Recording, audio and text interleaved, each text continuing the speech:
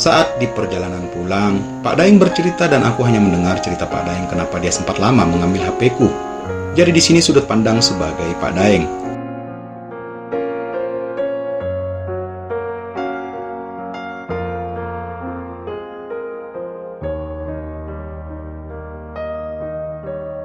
POV Pak Daeng. Aku melangkah kembali memasuki pesantren itu, menghampiri kedua pegawai di meja kerjanya. Sejak menunggu Ivan menemui wanita tadi, aku sudah ngobrol akrab dengan kedua pegawai itu. Yang satu bernama Sulaiman dan yang satu lagi bernama Murad. Man, sapaku pada Leman. Woi, ada Pak Daeng, ngapa bang?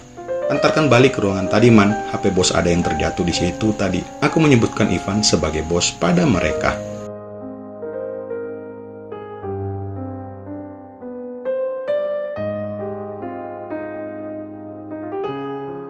Ayo bang, ikutin saya, kata Leman mengajakku ke lantai 2 ke ruang rapat tempat Ivan tadi berkelahi.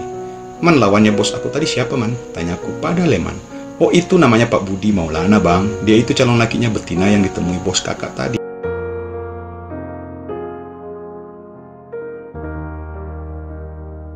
Orangnya gimana? Biasa bang, anak wong kaya, jadi pantaslah sombong sedikit.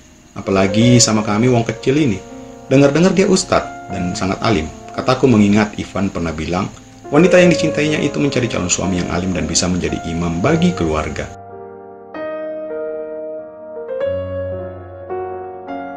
Haha, alim apa dia bang? Kata Leman sambil tertawa.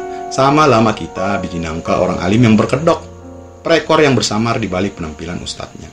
Aku tertawa mendengar kelakaran Leman. Memahami maksud ucapannya, aku tertawa geli sendiri mendengar istilah Leman tentang biji nangka. Teringat hikayat si Nanas Rames, parah hahaha. Akhirnya kami berdua sampai kembali ke ruangan rapat itu. Aku segera mencari HP Ivan, ada memang tergeletak di lantai bertaburan bersama pecahan piring dan gelas serta tumpukan kopi.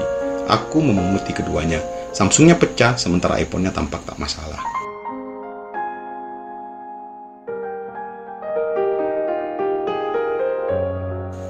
Ada man, kataku pada Leman. Baguslah bang, belum ada yang beresin ruangan ini, kata Leman padaku. Aku balik man, makasih banyak, kataku sambil menepuk bahunya. Sama-sama bang, jawab Leman. Ada apa-apa kabari aku bang.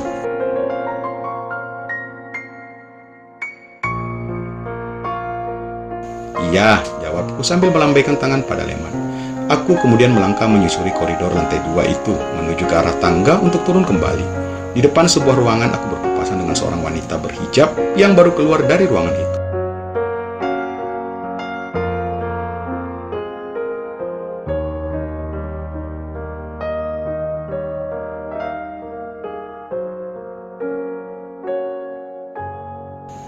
Ah, wanita ini yang tadi ada di ruangan saat Ivan berkelahi. Ini dia yang namanya Nida, mantannya si Ivan. Permisi dek, sapaku padanya. Bapak ini kan, kata Nida sambil menatapku, dia masih agak ragu. Iya, saya tadi yang bersama dengan Pak Ivan. Saya yang menyupiri Pak Ivan selama beliau di Lombok. Oh iya, saya baru ingat. Maaf ya Pak, tadi itu suasananya kacau banget, keluhnya. Nggak apa dek, wajarlah itu, kataku padanya.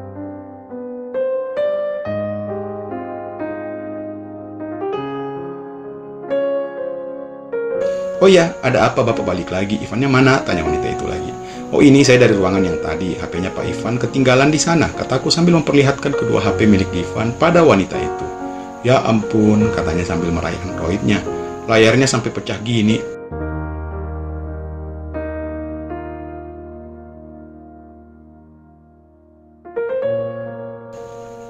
Ya, namanya juga orang berkelahi dek. Orang lagi emosi, wajarlah. Wanita itu terdiam, kemudian mengembalikan Android itu kepadaku. Ivan di mana Pak? Tanyanya. Sudah di mobil. Ini saya mau langsung permisi kalau begitu. Saya mau membawa Pak Ivan ke tukang urut dulu.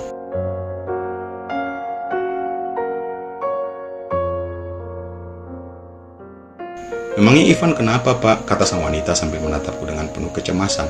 Sepertinya tangannya terkilir. Ya semoga hanya terkilir, bukan patah tulang atau gimana. Jawabku jujur karena memang belum tahu kondisinya sebenarnya.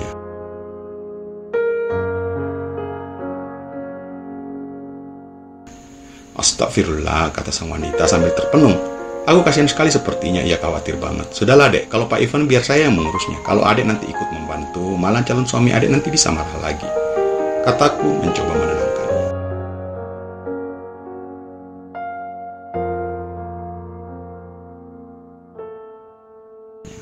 Ya Pak, tolong saya untuk membantunya. Jika sakitnya parah tolong antarkan ke rumah sakit saja. Lalu tolong hubungin saya. Nomor HP saya ada sama Ivan. Katanya dengan wajah yang sungguh-sungguh meminta bantuanku. Wanita ini sama sekali tidak bisa menyembunyikan perasaannya bahwa dia masih peduli pada Ivan, batinku. Saya masih mau menemui calon suami saya dulu, kata sang wanita lagi. Tadi dia masih ngamuk-ngamuk, Pak, masih emosi dan marah-marah. Bukan cuma saya, tapi semua orang di pesantren ini dimarahi semua sama dia. Aku bisa melihat sang wanita kini sangat kesulitan.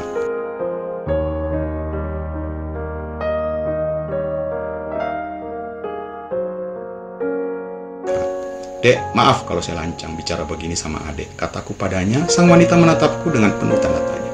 Saya memang cuma sekedar supir yang kebetulan mobilnya disewa oleh Pak Ivan. Tapi saya merasa Ivan itu pria yang baik. Karena dengan saya aja yang hanya sekedar beberapa hari menjadi supirnya, dia bisa berlaku baik dan akrab sekali dengan saya. Dia menghormati saya yang lebih tua dari dia. Dia sama sekali tidak pernah merendahkan saya atau hanya menganggap saya hanya sekedar supir. Wanita itu terdiam menatapku menanti apa yang akan aku katakan lagi.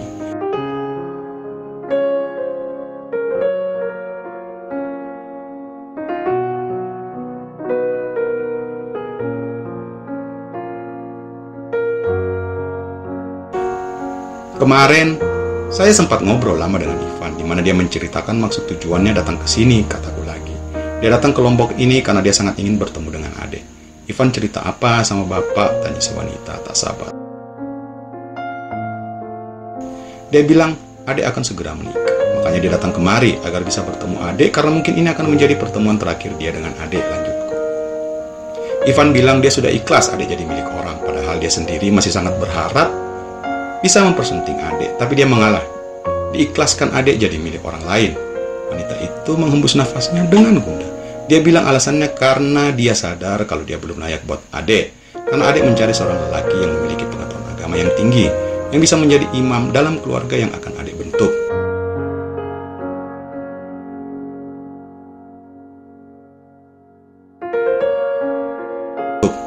Dan Ivan bilang adek sudah menemukan lelaki itu yang menurut adek adalah yang terbaik.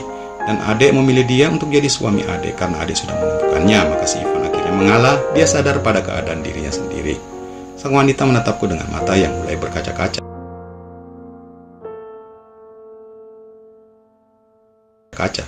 Tapi saya mohon maaf yang sebesar-besarnya pada adek, kataku pada si wanita.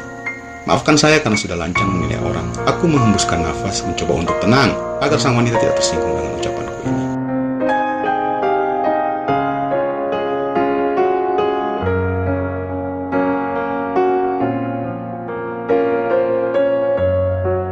Orang yang saya lihat di ruangan tadi sama sekali tidak mencerminkan sosok orang alim dan calon imam yang baik.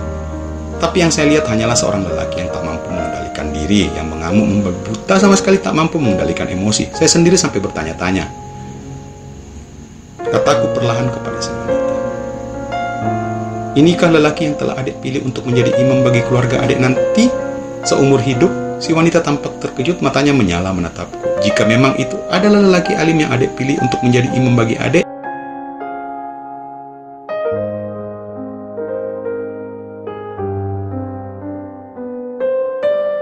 kuntikan ucapanku sambil menggeleng kepala. Aku tatap sang wanita dengan harap agar dia sadar, menyadari. Maka kasihan si Ivan, dek, dia ikhlas melepaskan adek karena menyangka dia telah dikalahkan oleh orang yang lebih baik dari dirinya.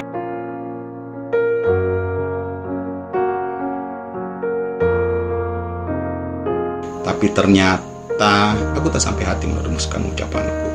Aku sampai terdiam sendiri. Maafkan saya, permisi, kataku akhirnya dan berbalik melangkah meninggalkan sang wanita yang masih berdiri terpaku menatapku. POV Pak Daeng, N.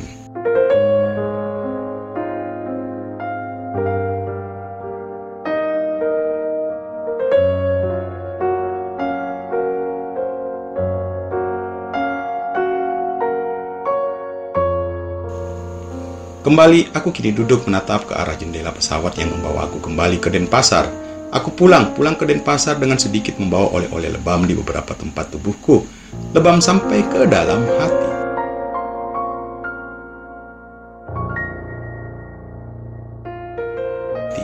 Aku hanya berpamitan pada Ocha dan diantar oleh Pak Daeng sampai ke bandara. Aku bahkan tak sempat berpamitan pada Dinda. Samsungku yang juga kebetulan di HP itu tersave nomornya terjatuh saat aku dengan Budi calon suaminya. Sudah tak ada yang bisa aku hubungi. Di HP baru yang sempat aku beli hanya ada nomornya Ocha dan Pak Daeng. Alunan nada di headset yang menempel di telingaku ini sepertinya benar.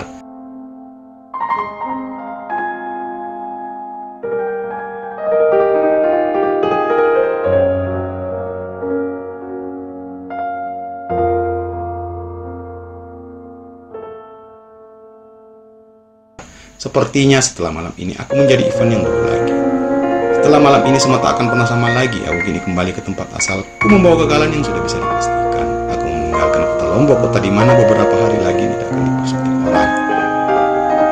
Semoga aku bisa segera melupakan semua kenangan ini, melupakan semua yang telah terjadi antara aku dan Ida. Bahkan jika bisa, aku ingin segera melupakan Ida. Bagaimana kabar Tama? Entahlah, aku juga tidak akan menganggap banyak itu. Keputusannya akan seperti apa nantinya ke depan.